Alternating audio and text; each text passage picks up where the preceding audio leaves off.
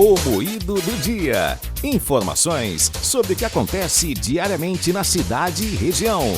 Pois é, de acordo com uma pesquisa, são, em média, 61 mulheres por dia que se suicidam na Índia, mulheres donas de casa. Por isso, no Moído do Dia de hoje, a nossa entrevista é com a neuropsicóloga Érica Aleixo. Bom dia, Érica. Bom dia, Carla. Então, 61 mulheres por dia, uma média de uma mulher a cada 25 minutos. Então, o que eu gostaria de saber é por que essas mulheres elas estão mais suscetíveis a essas doenças mentais, por que isso acontece? Primeira questão é em relação à cultura.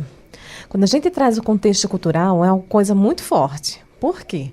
Porque ali é a forma que foi vivenciada, a historicidade toda, né, que está dentro daquela comunidade.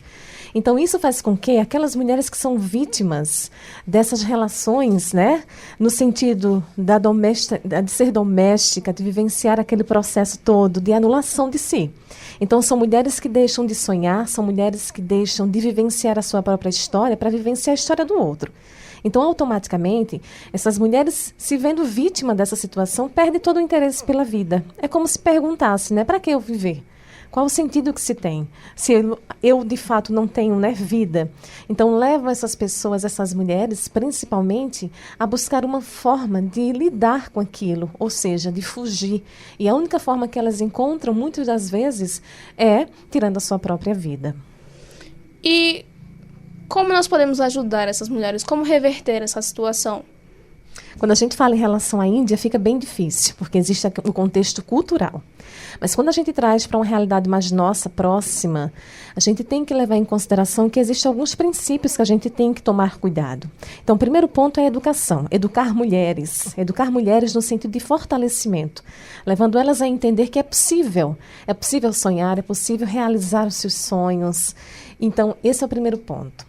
O segundo ponto é uma rede de apoio, de fato, no contexto feminino, né? Esse apoio está relacionado ao contexto, além da educação, mas também da saúde, do apoio também. Porque essa mulher, muitas vezes, ela se submete a uma relação dessa, ou vivenciar uma história dessa, porque não se tem apoio. E o apoio é fundamental. Então, o poder público também pode auxiliar e deve. É dever do poder público também dar esse suporte.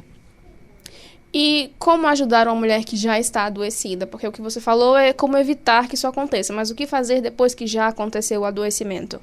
Primeiro, essa mulher, quando ela compreende que ela precisa de uma ajuda, ela tem que buscar alguém de confiança dela, seja no contexto familiar, seja com alguém que a gente tem uma proximidade como amigo, amiga. E depois, se caso não se tenha essas redes, buscar um apoio do poder público, né? Então, existe nos municípios as secretarias de mulheres, existe nos municípios as secretarias de saúde, em que essa mulher poderá estar lá buscando orientações de como ou o que fazer para poder buscar esse apoio.